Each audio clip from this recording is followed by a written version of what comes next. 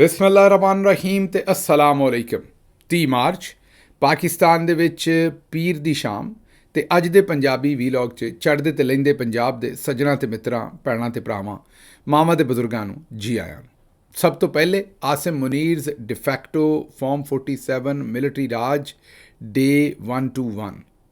ਹੁਣ ਚੱਲਨੇ ਅੱਜ ਦੀਆਂ ਗੂੜੀਆਂ ਨਿੱਘੀਆਂ ਤੇ ਸੰਘਣੀਆਂ ਖਬਰਾਂ ਵਾਲੇ ਪਾਸੇ। ਜਿਹੜੀ ਪਹਿਲੀ ਖਬਰ ਤੁਹਾਡੇ ਸਾਹਮਣੇ ਰੱਖਣੀ ਹੈ ਉਹ ਸੁਣੋਗੇ ਤਾਂ ਤੁਹਾਨੂੰ ਇਹ ਲੱਗੇਗਾ ਕਿ ਅਸੀਂ ਇਸ ਵੇਲੇ ਅੰਗਰੇਜ਼ ਬਹਾਦਰ ਦੀ ਵੀ ਜਿਹੜੀ ਗੁਲਾਮੀ ਸੀ ਉਸ ਤੋਂ ਵੀ ਅਗਲੇ ਕਿਸੇ ਮਾਮਲੇ ਦੇ ਵਿੱਚ ਫਸ ਗਏ।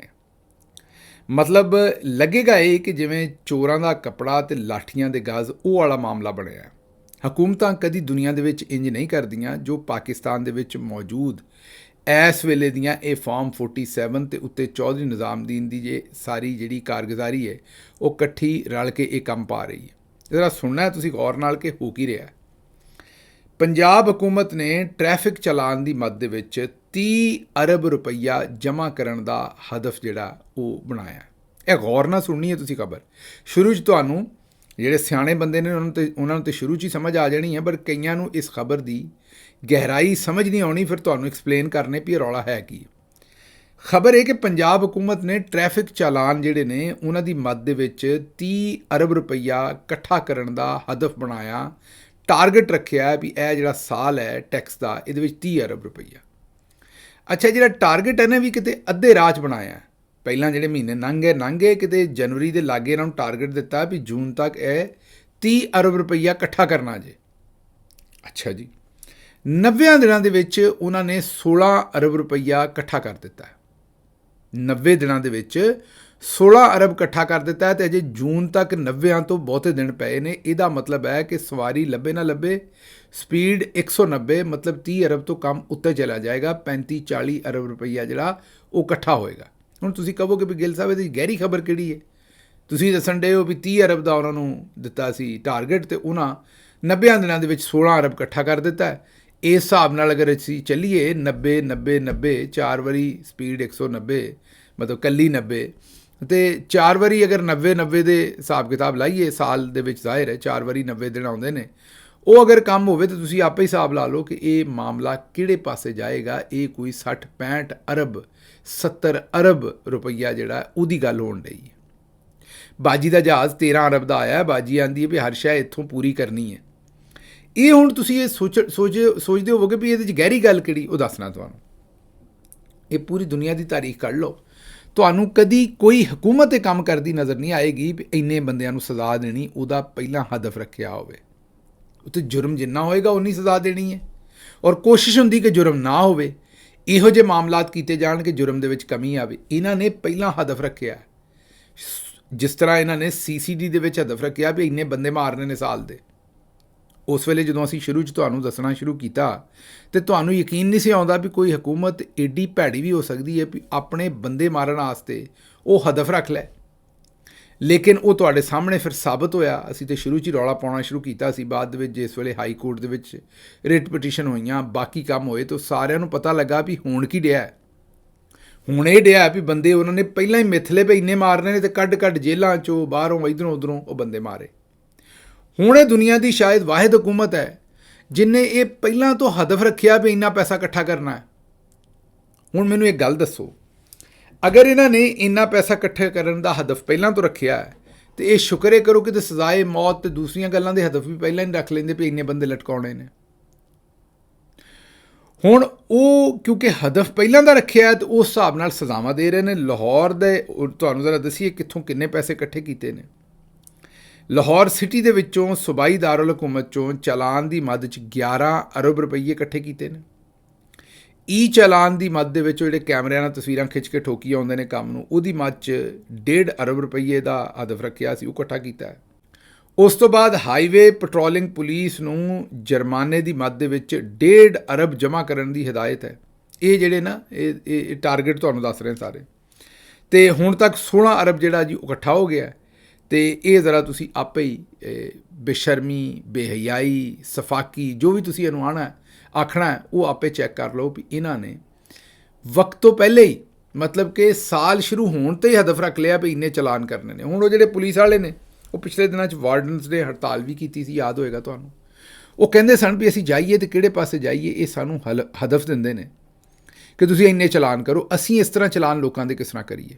ਫਿਰ ਤੁਹਾਨੂੰ ਬੜੀਆਂ ਸਾਰੀਆਂ ਉਹ ਵਾਕਿਆਤ ਸਾਰੇ ਯਾਦ ਨੇ ਵੀ ਬੰਦਿਆਂ ਨੂੰ ਚਲਾਨ ਕੀਤਾ, ਕਿਸੇ ਨੂੰ ਹਾਰਟ ਅਟੈਕ ਹੋ ਕੇ ਮਰ ਗਿਆ, ਕਿਸੇ ਨਾਲ ਹੋਰ ਮਾਮਲਾਤ। ਗਰੀਬ ਲੋਕ ਨੇ ਆਪਣੀ ਰੋਟੀ ਪੂਰੀ ਬੜੀ ਔਖੀ ਕਰ ਰਹੇ ਨੇ, ਆਪਣੇ ਬਿੱਲ ਬੜੇ ਔਖੇ ਦੇ ਰਹੇ ਨੇ, ਲੇਕਿਨ ਉਸ ਦੇ ਬਾਵਜੂਦ ਜੋ ਕੁਝ ਇਹ ਕਰਨ ਡਏ ਨੇ ਉਹ ਤੁਹਾਡੇ ਸਾਰਾ ਕੁਝ ਸਾਹਮਣੇ ਹੈ। ਅਤੇ ਇਹਦੇ 'ਤੇ ਅਸੀਂ ਹੁਣ ਮਜ਼ੀਦ ਕੀ ਚਾਨਣ ਪਾਈਏ। ਇਹੀ ਇਹ ਗੱਲ ਕਿ ਇਹ ਇਸ ਵੇਲੇ ਚੋਰਾਂ ਦਾ ਕੱਪੜਾ, ਲਾਠੀਆਂ ਦੇ ਗਜ਼ ਇਸ ਤਰੀਕੇ ਨਾਲ, ਅਤੇ ਜਿਸ ਵੇਲੇ ਅਸੀਂ ਅੰਗਰੇਜ਼ ਦੇ ਮਹਿਕੂਮ ਸਾਂ ਉਹਨਾਂ ਵੀ ਸਾਡੇ ਨਾਲ ਇਹ ਕੰਮ ਨਹੀਂ ਸੀ ਕੀਤਾ ਜਿਹੜਾ ਇਹ ਕਰਨ ਡਏ ਨੇ। ਇਹ ਤਾਂ ਲੋਕਾਂ ਦੀਆਂ ਹੱਡੀਆਂ ਦੇ ਉੱਤੋਂ ਜਿਹੜਾ ਮਾਸ ਹੈ ਉਹ ਖੋ ਕੇ ਖਾਣ ਡਏ ਨੇ।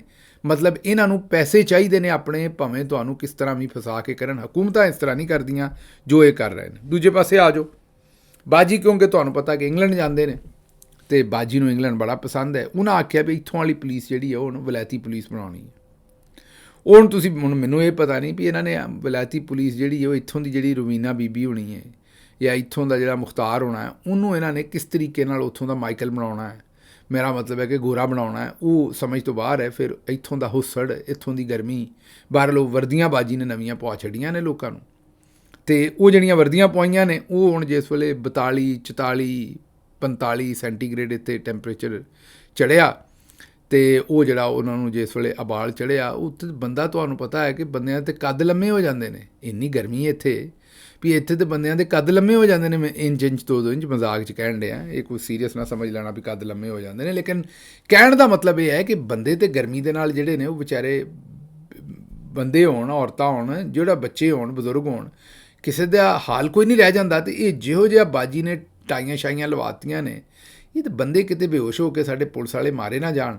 ਬਹਰਹਾਲ ਬਾਜੀ ਦਾ ਕਿਉਂਕਿ ਸ਼ੌਕ ਹੈ, ਉਹਨਾਂ ਨੇ ਬਾਜੀ ਨੂੰ ਇੱਥੇ ਨੂੰ ਹੀ, ਮਲਕਾ ਬਰਤਾਨੀਆ ਤੇ ਹੈ ਨੇ ਨਾ ਬਾਜੀ, ਹੁਣ ਤਾਂ ਲੋਕ ਆਉਂਦੇ ਵੀ ਨੇ, ਉਹਨਾਂ ਨੂੰ ਛੇੜਦੇ ਵੀ ਨੇ, ਅਤੇ ਬਾਜੀ ਨੇ ਆਪਣਾ ਸ਼ੌਕ ਪੂਰਾ ਕਰਨ ਵਾਸਤੇ ਉਹਨਾਂ ਨੂੰ ਜਿਹੜਾ ਉਹ ਯੂਨੀਫਾਰਮ ਪਵਾਈ ਹੈ। ਹੁਣ ਉੱਥੇ ਵੀ ਉਹ ਟੀ ਸ਼ਰਟ ਵਗੈਰਾ ਦੇ ਦਿੰਦੇ ਨੇ ਗਰਮੀਆਂ ਦੇ ਵਿੱਚ, ਹਾਲਾਂਕਿ ਇੰਨੀ ਗਰਮੀ ਨਹੀਂ ਪੈਂਦੀ ਇੱਥੇ। ਹੁਣ ਬਾਜੀ ਨੇ ਪਤਾ ਨਹੀਂ ਇਹਨਾਂ ਨਾਲ ਕੀ ਕਰਨਾ ਹੈ ਪੁਲਿਸ ਵਾਲਿਆਂ ਨਾਲ। ਬਹਰਹਾਲ ਇਹ ਤਾਂ ਤੁਹਾਨੂੰ ਪਤਾ ਹੀ ਹੈ ਵੀ ਉੱਥੇ ਥਾਣਿਆਂ ਦੇ ਵਿੱਚ ਤਾਂ ਅਕਸਰ ਕਈ ਬੰਦਿਆਂ ਨੇ ਫਿਰ ਸ਼ਰਟਾਂ ਲਾਈਆਂ ਹੁੰਦੀਆਂ ਨੇ, ਬਨਿਆਨਾਂ ਪਾ ਕੇ ਬੈਠੇ ਹੁੰਦੇ ਨੇ ਇਕੱਲੇ। ਹੁਣ ਕਿਤੇ ਅੱਲਾ ਨਾ ਕਰੇ ਜਿਹੋ ਜਿਹੀਆਂ ਬਾਜੀ ਨੇ ਵਰਦੀਆਂ ਪਵਾਤੀਆਂ ਨੇ, ਪੁਲਿਸ ਵਾਲੇ, ਟ੍ਰੈਫਿਕ ਵਾਲੇ ਜਿਹੜੇ ਨੇ ਉਹ ਸੜਕਾਂ ਦੇ ਉੱਤੇ ਬਨਿਆਨਾਂ ਪਾ ਕੇ ਅਤੇ ਉੱਥੇ ਡਿਊਟੀਆਂ ਕਰਨ, ਮਤਲਬ ਕਿ ਸ਼ਰਟਾਂ ਲਾ ਕੇ ਕਰਨ, ਜੋ ਇਹਨਾਂ ਨੇ ਹਾਲਤ ਬਣਾਤੀ ਹੈ। ਅੱਛਾ ਜੀ, ਅਗਲੀ ਖਬਰ ਜਿਹੜੀ ਉਹ ਤੁਹਾਡੇ ਸਾਹਮਣੇ ਰੱਖਣੀ ਹੈ, ਉਹ ਖਬਰ ਹੈ ਕਿ ਨਵਾਜ਼ ਸ਼ਰੀਫ ਸਾਹਿਬ ਦੀ ਜ਼ੇਰੇ ਸਦਾਰਤ ਇੱਕ ਇਜਲਾਸ ਹੋਇਆ, ਜਿਹਦੇ ਵਿੱਚ ਲਾਹੌਰ ਦੀ ਬਹਾਲੀ ਵਾਸਤੇ ਗੱਲਬਾਤ ਕੀਤੀ ਗਈ। ਇਕਬਾਲ ਪਾਰਕ ਅਤੇ ਬਾਦਸ਼ਾਹੀ ਮਸਜਿਦ ਦੇ ਜਿਹੜੇ ਰਾਸਤੇ ਨੇ ਨਾ ਉਹ ਜੁਦਾ ਕਰਨ ਦਾ ਫੈਸਲਾ ਕੀਤਾ ਹੈ। ਉਹ ਆਉਂਦੇ ਨੇ ਇੱਕੋ ਰਾਹ ਤੋਂ ਨਹੀਂ, ਇਹਨਾਂ ਦੇ ਰਾਹ ਅਲੱਗ-ਅਲੱਗ ਕਰਨੇ ਨੇ। ਗ੍ਰਿਲ ਜਿਹੜੀ ਹੈ ਉਹ ਦੋਵਾਂ ਪਾਸੇ ਅਲੱਗ-ਅਲੱਗ ਲਾਉਣੀ ਹੈ। 10 ਕਰੋੜ ਰੁਪਈਆ ਲੱਗੇਗਾ ਇਸ ਕੰਮ ਦੇ ਉੱਤੇ, ਜਿਹੜਾ ਨਵਾਜ਼ ਸ਼ਰੀਫ ਸਾਹਿਬ ਨੇ ਫਰਮਾਇਆ ਹੈ। ਨਵਾਜ਼ ਸ਼ਰੀਫ ਸਾਹਿਬ ਨੇ ਕਿਹਾ ਹੈ ਕਿ ਇਕਬਾਲ ਪਾਰਕ ਅਤੇ ਬਾਦਸ਼ਾਹੀ ਮਸਜਿਦ ਦੇ ਰਸਤੇ ਅਲੱਗ ਕਰ ਦਿਓ, 10 ਕਰੋੜ ਰੁਪਈਆ ਖਰਚ ਆਏਗਾ ਇਹਦੇ ਉੱਤੇ। ਔਰ ਤੁਹਾਨੂੰ ਇਹ ਤਾਂ ਪਤਾ ਹੀ ਹੈ ਵੀ ਲੋਹੇ ਦਾ ਕਾਰੋਬਾਰ ਆਪਣਾ ਹੀ ਹੈ, ਅਤੇ 10 ਕਰੋੜ ਰੁਪਈਆ ਗ੍ਰਿਲ ਦੇ ਉੱਤੇ ਖਰਚਾ ਹੋਣਾ, ਅਤੇ ਗ੍ਰਿਲ ਲੋਹੇ ਦੀ ਬਣਨੀ ਹੈ, ਅਤੇ ਅੱਗੋਂ ਗੱਲਾਂ ਤੁਸੀਂ ਆਪੇ ਹੀ ਸਮਝਦੇ ਹੋ। ਹਾਲਾਂਕਿ ਇੱਕ ਰਸਤੇ 'ਚ ਵੀ ਲੋਕ ਜਾਈ ਜਾਣਗੇ ਪਾਰਕ ਦੇ ਵਿੱਚ ਜਾਂ ਮਸਜਿਦ ਵਾਲੇ ਪਾਸੇ, ਅਤੇ ਕਿਹੜੀ ਐਸੀ ਉਹਦੇ 'ਚ ਕੋਈ ਕੁਤਾਹੀ ਹੈ, ਲੇਕਿਨ ਨਵਾਜ਼ ਸ਼ਰੀਫ ਸਾਹਿਬ ਨੂੰ ਲੱਗਦਾ ਵੀ ਇਹ ਬਹੁਤ ਵੱਡੀ ਕੁਤਾਹੀ ਹੈ। ਅੱਛਾ ਜੀ, ਇੱਕ ਪਾਸੇ ਤੇ ਤੁਹਾਨੂੰ ਪਤਾ ਹੀ ਹੈ ਸਾਰਾ ਕਿ ਇਸ ਵੇਲੇ ਸਦਰ ਟਰੰਪ ਜਿਹੜਾ ਉਹਨੇ ਲੱਠ ਚੁੱਕੀ ਹੈ, ਬੰਦਾ ਛੱਡਣ ਕੋਈ ਨਹੀਂ ਡਿਆ। ਪਹਿਲਾਂ ਤਾਂ ਉਹਨੇ ਲੱਠ ਚੁੱਕੀ ਸੀ ਬ੍ਰਿਟਿਸ਼ ਪ੍ਰਾਈਮ ਮਿਨਿਸਟਰ ਦੇ ਪਿੱਛੇ, ਯਾਦ ਹੋਏਗਾ ਤੁਹਾਨੂੰ, ਉਹਨਾਂ ਦੇ ਉੱਤੇ ਉਹਨਾਂ ਫੇਰੇ ਦਿੱਤੇ ਕਈ, ਅਤੇ ਬ੍ਰਿਟਿਸ਼ ਪ੍ਰਾਈਮ ਮਿਨਿਸਟਰ ਨੂੰ ਇੱਕ ਕਿਸਮ ਦਾ ਉਹਨਾਂ ਲੰਮਿਆਂ ਪਾ ਲਿਆ। ਲੰਮਿਆਂ ਇਸ ਤਰ੍ਹਾਂ ਪਾ ਲਿਆ ਕਿ ਉਸ ਤੋਂ ਬਾਅਦ ਜਿਹੜੀਆਂ ਮੀਡੀਆ 'ਤੇ ਰਿਪੋਰਟਸ ਆਈਆਂ ਉਹ ਤੁਸੀਂ ਵੇਖ ਹੀ ਲਈਆਂ ਸਨ ਕਿ ਕਿਸ ਤਰੀਕੇ ਨਾਲ ਬਰਤਾਨੀਆ ਦੇ ਜਿਹੜੇ ਦੂਰ ਦਰਾਜ਼ ਦੇ ਏਅਰਪੋਰਟ ਨੇ ਉੱਥੇ ਅਮਰੀਕਾ ਦੇ ਜਹਾਜ਼ ਉਤਰ ਰਹੇ ਨੇ, ਅਤੇ ਬੜੇ ਭਾਰੇ ਕਿਸਮ ਦੇ ਮਤਲਬ ਬੜੇ ਜਿਹੜੇ ਤੁਸੀਂ ਕਹੋ ਕਿ ਖਤਰਨਾਕ ਬੰਬ ਨੇ ਉਹ ਉੱਥੇ ਅਮਰੀਕਾ ਦੇ ਜਹਾਜ਼ਾਂ ਦੇ ਵਿੱਚ ਲੋਡ ਕੀਤੇ ਜਾ ਰਹੇ ਨੇ, ਅਤੇ ਉੱਥੋਂ ਉੱਡ ਕੇ ਉਹ ਈਰਾਨ 'ਤੇ ਹਮਲੇ ਕਰ ਰਹੇ ਨੇ। ਇਹ ਪਹਿਲਾਂ ਤਾਂ ਨਹੀਂ ਸੀ ਹੋ ਰਿਹਾ, ਲੇਕਿਨ ਫਿਰ ਜਿੰਨੀ ਕੁ ਦੂਰ ਤੇਰ ਪਾਈ ਸਦਰ ਟਰੰਪ ਨੇ ਉਹਨਾਂ ਦੇ ਉੱਤੇ, ਜਿੰਨਾ ਕੁ ਰਗੜਾ ਫੇਰਿਆ, ਜਿੰਨਾ ਗੋਡਾ ਫੇਰਿਆ ਬ੍ਰਿਟਿਸ਼ ਪ੍ਰਾਈਮ ਮਿਨਿਸਟਰ ਨੂੰ, ਆਖਿਰਕਾਰ ਉਹਨਾਂ ਹੱਥ ਖੜੇ ਕਰ ਦਿੱਤੇ ਅਤੇ ਉਹਨਾਂ ਨੇ ਇਹ ਕੰਮ ਉੱਥੇ ਹੋਣ ਦਿੱਤਾ। ਉਸ ਤੋਂ ਬਾਅਦ ਸਦਰ ਟਰੰਪ ਜਿਹੜੇ ਨੇ ਉਹ ਹੁਣ ਸ਼ੁਰੂ ਹੋ ਗਏ ਨੇ ਖਲੀਜੀ ਮਮਾਲਕ ਵਾਲੇ ਪਾਸੇ। ਪਹਿਲਾਂ ਤਾਂ ਉਹਨਾਂ ਨੇ ਮੁਹੰਮਦ ਬਿਨ ਸਲਮਾਨ ਸਾਹਿਬ ਦਾ ਜਿਹੜਾ ਇੱਕ ਬੜਾ ਹੀ ਬੇਤੁਕਾ ਜਿਹਾ ਉਹਨਾਂ ਨੇ ਕੌਮੈਂਟ ਕੀਤਾ, ਉਹਨੂੰ ਦੁਹਰਾਇਆ ਵੀ ਨਹੀਂ ਜਾ ਸਕਦਾ। ਇੱਕ ਉਹਨਾਂ ਨੇ ਉਹ ਕੀਤਾ, ਫਿਰ ਉਹਨਾਂ ਨੇ ਮੁਹੰਮਦ ਬਿਨ ਸਲਮਾਨ ਸਾਹਿਬ ਦੀਆਂ ਨਕਲਾਂ ਉਤਾਰੀਆਂ, ਆਖਿਆ ਕਿ ਜੀ ਉਹ ਬੋਰਡ ਆਫ ਪੀਸ 'ਤੇ ਨਹੀਂ ਆਉਂਦੇ, ਕਦੀ ਇਹ ਬਹਾਨਾ ਲਾਉਂਦੇ ਨੇ, ਕਦੀ ਉਹ ਲਾਉਂਦੇ ਨੇ। ਸਾਡੇ ਵਾਲੇ ਤਾਂ ਖੈਰ ਭੱਜਦੇ ਗਏ ਨੇ, ਤੁਹਾਨੂੰ ਪਤਾ ਹੈ, ਇਹਨਾਂ ਦੇ ਬਹਾਨਾ ਹੀ ਕੋਈ ਨਹੀਂ ਲਾਇਆ। ਫਿਰ ਜਿਹੜੀ ਤੀਸਰੀ ਗੱਲ ਉਹਨਾਂ ਰਹੀ ਸਹੀ, ਹੁਣ ਕਸਰ ਪੂਰੀ ਕੀਤੀ, ਉਹਨਾਂ ਨੇ ਕਿਹਾ, ਅਸੀਂ ਅੱਜ ਦੇ ਉਰਦੂ ਵੀਲੌਗ 'ਚ ਉਹਨਾਂ ਦਾ ਕੌਮੈਂਟ ਵੀ ਸੁਣਵਾਇਆ ਹੈ। ਉਹਨਾਂ ਕਿਹਾ ਜੀ ਇਹ ਜਿਹੜੇ ਖਲੀਜੀ ਮਮਾਲਿਕ ਨੇ, ਇਹਨਾਂ ਦੀਆਂ ਜਿਹੜੇ ਬੇਸਿਸ ਸਾਡੇ ਕੋਲ ਨੇ, ਅਸੀਂ ਕਿਹੜਾ ਇਹਨਾਂ ਕੋਲ ਪੁੱਛਣਾ ਹੈ। ਉਹਨਾਂ ਕਿਹਾ ਮੇਰੇ ਜਰਨੈਲਾਂ ਨੂੰ ਲੱਗਦਾ ਸੀ ਵੀ ਇਹਨਾਂ ਨੂੰ ਪੁੱਛਣਾ ਚਾਹੀਦਾ, ਇਹਨਾਂ ਦੀ ਇਜਾਜ਼ਤ ਨਹੀਂ ਹੈ। ਮੈਂ ਕਿਹਾ ਇਹ ਨਕੰਮੇ ਨੇ, ਇਹਨਾਂ ਨੂੰ ਕਿਹੜਾ ਪਤਾ ਲੱਗਣਾ ਵੀ ਸਾਡੇ ਜਹਾਜ਼ ਕਿੱਥੋਂ ਉੱਡ ਰਹੇ ਨੇ, ਤੁਸੀਂ ਕਰੋ ਹਮਲੇ ਜਿੱਥੋਂ ਕਰਨੇ ਨੇ, ਅਤੇ ਇਹਨਾਂ ਨੂੰ ਪਤਾ ਲੱਗ ਵੀ ਜਾਏ ਤਾਂ ਕੌਣ ਪਰਵਾਹ ਕਰਦਾ ਇਹਨਾਂ ਦੀ। ਇਹ ਹੁਣ ਤੁਸੀਂ ਗੌਰ ਕਰੋ ਕਿ ਉਹਨਾਂ ਨੇ, ਔਰ ਉਸ ਤੋਂ ਬਾਅਦ ਫਿਰ ਮੁਹੰਮਦ ਬਿਨ ਸਲਮਾਨ ਸਾਹਿਬ ਵਾਸਤੇ ਜਿਹੜੇ ਪਰਸਨਲ ਉਹਨਾਂ ਦੇ ਕੌਮੈਂਟ ਨੇ, ਇੱਥੋਂ ਲੱਗਦਾ ਇਹ ਹੈ ਵੀ ਉਹ ਜਿਹੜਾ ਉਹਨਾਂ ਨੇ ਬਰਤਾਨੀਆ ਦੇ ਪ੍ਰਾਈਮ ਮਿਨਿਸਟਰ ਨੂੰ ਢਾਹ ਲਿਆ ਨਾ, ਅੱਧਾ ਪਚੱਧਾ, ਚਲੋ ਪੂਰਾ ਨਹੀਂ, ਅੱਧਾ ਪਚੱਧਾ ਤੇ ਢਾਹ ਹੀ ਲਿਆ। ਹੁਣ ਉਹ ਦੌਰ ਤੇਰ ਪਾ ਰਹੇ ਨੇ ਮੁਹੰਮਦ ਬਿਨ ਸਲਮਾਨ ਸਾਹਿਬ 'ਤੇ, ਔਰ ਇਹਨਾਂ ਦੇ ਕੋਲੋਂ ਵੀ ਹੁਣ ਉਹਨਾਂ ਨੂੰ ਜ਼ਾਹਿਰ ਹੈ ਜਿਹੜੀਆਂ ਚੀਜ਼ਾਂ ਨਹੀਂ ਲੱਭ ਰਹੀਆਂ ਕਿ ਇਹ ਜੰਗ ਦੇ ਵਿੱਚ ਨਹੀਂ ਛਾਲ ਮਾਰ ਰਹੇ, ਹੁਣ ਉਹਨਾਂ ਦਾ ਦਿਲ ਹੈ ਵੀ ਇਹ ਸਾਊਦੀ ਅਰਬ ਜਿਹੜਾ ਉਹ ਵੀ ਜੰਗ ਛਾਲ ਮਾਰੇ। ਵੇਖਦੇ ਆਉਣ ਵਾਲੇ ਦਿਨਾਂ ਦੇ ਵਿੱਚ ਕੀ ਹੁੰਦਾ ਔਰ ਇਹ ਸਾਰਾ ਮਾਮਲਾ ਕਿਸ ਤਰੀਕੇ ਨਾਲ ਜਾਂਦਾ ਹੈ।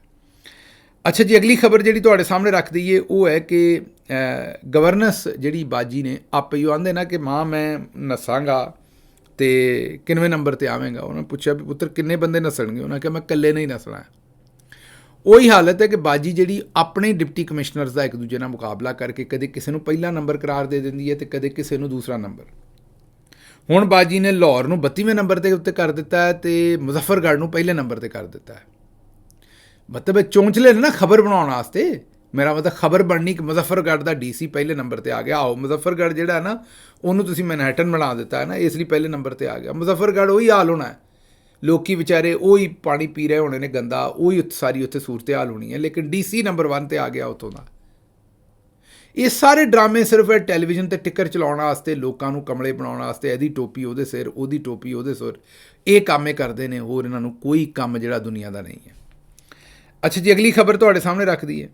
ਇਹ ਹੁਣ ਇੱਕ ਹੋਰ ਮਾਮਲਾ ਜ਼ੇਰੇ ਇੰਡੀਆ ਦੇ ਵਿੱਚੋਂ ਇੱਕ ਵੀਡੀਓ ਆਈ ਹੈ ਸਾਹਮਣੇ, ਜਿੱਥੇ ਉਹ ਵਿਖਾ ਰਹੇ ਨੇ ਕਿ ਮੋਦੀ ਸਾਹਿਬ ਜਿਹੜੇ ਨੇ ਨਾ, ਉਹ ਹਰ ਡਾਇਰੀ 'ਤੇ, ਹਰ ਕੈਲੰਡਰ 'ਤੇ, ਹਰ ਜਗ੍ਹਾ 'ਤੇ ਆਪਣੀ ਤਸਵੀਰ ਲਵਾਉਣਾ ਚਾਹੁੰਦੇ ਨੇ। ਹੁਣ ਉੱਥੋਂ ਤਬਸਰਾ ਲੋਕੀ ਕਰ ਰਹੇ ਨੇ ਵੀ ਹੁਣ ਸਮਝ ਆਈ ਹੈ ਵੀ ਇਹ ਸ਼ਹਿਬਾਜ਼ ਸ਼ਰੀਫ ਸਾਹਿਬ ਬਾਥਰੂਮਾਂ 'ਤੇ ਵੀ ਤਸਵੀਰਾਂ ਲਵਾਉਂਦੇ ਸੀ, MRI ਮਸ਼ੀਨਾਂ ਦੇ ਵਿੱਚ ਵੀ ਹੈ, ਮਰੀਮ ਸਾਹਿਬਾ ਵੀ ਜਨਾਜ਼ਗਾਹਾਂ ਤੋਂ ਲੈ ਕੇ ਤੇ ਹਰ ਜਗ੍ਹਾ 'ਤੇ ਆਪਣੀਆਂ ਤਸਵੀਰਾਂ ਲਵਾਈ ਆਉਂਦੇ ਨੇ। ਅਤੇ ਇਹ ਸ਼ੌਕ ਇਹਨਾਂ ਨੂੰ ਪੈਦਾ ਕਿੱਥੋਂ ਹੋਏ ਨੇ? ਇਹ ਹੁਣ ਗੱਲ ਵਾਜ਼ੇ ਹੋ ਗਈ ਕਿ ਸ਼ੌਕ ਜਿਹੜੇ ਆਪਣੇ ਉਹ ਚਾਚਾ ਜਾਂ ਤਾਇਆ ਮੋਦੀ ਜਿਹੜਾ ਹੈ ਉਹਨਾਂ ਦੇ ਕੋਲੋਂ ਇਹਨਾਂ ਨੇ ਹਾਸਲ ਕੀਤੇ ਨੇ। ਇਸਲਾਮਾਬਾਦ ਦੇ ਵਿੱਚ ਥਾਣੇ ਜਿਹੜੇ ਨੇ ਉਹਨਾਂ ਦੇ ਵਿੱਚ ਚੋਰੀਆਂ ਸ਼ੁਰੂ ਹੋਈਆਂ ਨੇ। ਹਾਂਜੀ, ਤੁਸੀਂ ਦੁਰਸਤ ਸੁਣ ਰਹੇ ਹੋ। ਇਹ ਪੁਲਿਸ ASI ਦੀ ਕੋਰਾਲ ਪੁਲਿਸ ਸਟੇਸ਼ਨ ਦੇ ਵਿੱਚੋਂ ਗੱਡੀ ਚੋਰੀ ਹੋ ਗਈ ਹੈ। ਕੋਰਾਲ ਪੁਲਿਸ ਸਟੇਸ਼ਨ ਦੇ ਵਿੱਚ ਪੁਲਿਸ ਵਾਲੇ ASI ਦੀ ਗੱਡੀ ਖਲੋਤੀ ਸੀ। ਮੈਂ ਹੈਰਾਨ, ਚੋਰ ਆਏ ਨੇ ਬੜੇ ਆਰਾਮ ਨਾਲ, ਉੱਥੋਂ ਗੱਡੀ ਲੈ ਕੇ ਚਲੇ ਗਏ ਨੇ। ਉਹ ਜ਼ਾਹਿਰ ਹੈ ਉੱਥੋਂ ਟਪਾਉਣਗੇ, ਪਰਲੇ ਪਾਸੇ ਇਲਾਕਾ ਗੈਰ ਲੈ ਜਾਣਗੇ ਅਤੇ ਉੱਥੇ ਜਾ ਕੇ ਉਹ ਵੇਚ ਦੇਣਗੇ, ਜਾਂ ਇੱਥੇ ਇਸਲਾਮਾਬਾਦ ਹੀ ਖੁੱਲ੍ਹ ਜਾਏਗੀ ਕਿਤੇ। ਇਹ ਹੁਣ ਪੁਲਿਸ ਵਾਲਿਆਂ ਦਾ ਅਤੇ ਥਾਣਿਆਂ ਦਾ ਆਪਣਾ ਹਾਲ ਹੈ। ਅਤੇ ਇੱਥੋਂ ਅੱਗੇ ਸੋਚੋ ਕਿ ਇਹਨਾਂ ਨੇ ਆਮ ਜਿਹੜੀ ਆਵਾਮ ਹੈ ਉਹਨਾਂ ਨੂੰ ਕਿੰਨਾ ਕੁ ਇਨਸਾਫ ਦੇਣਾ ਹੈ, ਅਤੇ ਉਹ ਤੁਸੀਂ ਆਪੇ ਸੋਚ ਲਓ। ਅੱਛਾ, ਮੁਹੰਮਦ ਬਿਨ ਸਲਮਾਨ ਸਾਹਿਬ ਦੇ ਬਾਰੇ ਤਾਂ ਅਸੀਂ ਗੱਲ ਕਰ ਦਿੱਤੀ ਕਿ ਟਰੰਪ ਉਹਨਾਂ ਦੇ ਪਿੱਛੇ ਹੋਇਆ, ਉਹਨਾਂ ਦੇ ਕੋਲੋਂ ਕੋਈ ਮਕਾਸਦ ਨੇ, ਲੇਕਿਨ ਰੌਲਾ ਇਹ ਹੈ ਕਿ ਇੱਥੇ ਜਿਹੜੇ ਬੜੇ ਮੰਨੇ ਪਰਮੰਨੇ ਮੌਲਵੀ ਸਾਹਿਬਾਨ ਸਨ, ਜਿਸ ਤਰ੍ਹਾਂ ਕਿ ਮੌਲਾਨਾ ਤਾਹਿਰ ਅਸ਼ਰਫੀ ਸਾਹਿਬ, ਅਲਾਮਾ ਇਬਤਸਾਮ ਇਲਾਹੀ ਜ਼ਹੀਰ ਸਾਹਿਬ, ਅਲਾਮਾ ਆਪਣਾ ਹਾਫਿਜ਼ ਹਸ਼ਾਮ ਇਲਾਹੀ ਜ਼ਹੀਰ ਸਾਹਿਬ, ਔਰ ਦੂਜੇ, ਉਹਨਾਂ ਨੇ ਅਜੇ ਤੱਕ ਸਦਰ ਟਰੰਪ ਨੂੰ, ਮੇਰਾ ਮਤਲਬ ਹੈ, ਉਹ ਸਿੱਧੇ ਨਹੀਂ ਹੋਏ। ਹਾਲਾਂਕਿ ਇਹਨਾਂ 'ਤੇ ਕੋਈ, ਮੇਰਾ ਨਹੀਂ ਖਿਆਲ ਕਿ ਸਦਰ ਟਰੰਪ ਦਾ ਕੋਈ ਨਮਕ ਖਾਦਾ ਵੀ ਹੋਇਆ ਤਾਂ ਮੁਹੰਮਦ ਬਿਨ ਸਲਮਾਨ ਸਾਹਿਬ ਦਾ ਹੀ ਖਾਦਾ ਹੋਣਾ ਹੈ। ਫਿਰ ਵੀ ਮੇਰੀ ਹੈਰਤ ਹੈ ਮੈਨੂੰ ਕਿ ਇਹ ਹਜੇ ਤੱਕ ਇਹਨਾਂ ਨੇ ਕੋਈ ਬਿਆਨ ਨਹੀਂ ਦਿੱਤਾ ਸਦਰ ਟਰੰਪ ਦੇ ਬਾਰੇ। ਹਾਲਾਂਕਿ ਉਹਨਾਂ ਨੇ ਮੁਹੰਮਦ ਬਿਨ ਸਲਮਾਨ ਸਾਹਿਬ ਨੂੰ ਜੋ ਕੁਝ ਆਖ ਦਿੱਤਾ ਹੈ, ਇਸ ਤੋਂ ਜ਼ਿਆਦਾ ਤੋਹੀਨ ਤਾਂ ਕੀਤੀ ਨਹੀਂ ਜਾ ਸਕਦੀ। ਜਿੰਨੀ ਉਹਨਾਂ ਤੋਹੀਨ ਕਰ ਦਿੱਤੀ ਹੈ, ਇਹਨਾਂ ਨੂੰ ਕੋਈ ਨਾ ਕੋਈ ਬਿਆਨ ਦੇਣੇ ਚਾਹੀਦੇ ਸਨ, ਲੇਕਿਨ ਇਹ ਮੁਕੰਮਲ ਖਾਮੋਸ਼ ਨੇ। ਇਹਨਾਂ ਆਖਿਆ ਜੀ ਅਸੀਂ ਕੋਈ ਗੱਲ ਕਰਨੀ ਨਹੀਂ, ਅਸੀਂ ਦੰਦ ਤੋਂ ਦੰਦ ਹੀ ਨਹੀਂ ਚੁੱਕਣਾ। ਇੱਥੋਂ ਤੁਹਾਨੂੰ ਪਤਾ ਲੱਗਦਾ ਹੈ ਵੀ ਇੱਥੇ ਤਗੜੇ ਦਾ 37ਵੀਂ ਸੌ ਹੈ। ਇਹੀ ਗੱਲ ਅਗਰ ਇੱਥੇ ਕਿਸੇ ਨੇ ਹਲਕੀ ਜਿਹੀ ਵੀ ਕਰ ਦਿੱਤੀ ਹੁੰਦੀ, ਤਨਕੀਦ ਤੇ ਛੱਡ ਦਿਓ, ਮੁਹੰਮਦ ਬਿਨ ਸਲਮਾਨ ਸਾਹਿਬ ਦੀ ਗੱਲ ਨਾਲ ਡਿਸਐਗਰੀ ਕੀਤਾ ਹੁੰਦਾ ਤੇ ਇਹਨਾਂ ਨੇ ਜਨਾਬ ਇੱਥੇ ਜ਼ਮੀਨ ਗਰਮ ਕਰ ਦੇਣੀ ਸੀ। ਹੁਣ ਗਰਮ ਇਹ ਕਿਵੇਂ ਕਰਦੇ ਨੇ ਜ਼ਮੀਨ? ਭੁੰਜੇ ਬਹਿ ਜਾਂਦੇ ਨੇ ਜ਼ਮੀਨ 'ਤੇ, ਉਸੇ ਤਰੀਕੇ ਨਾਲ ਹੀ ਗਰਮ ਕਰਦੇ ਨੇ, ਹੋਰ ਕਿਵੇਂ ਕਰਨੀ।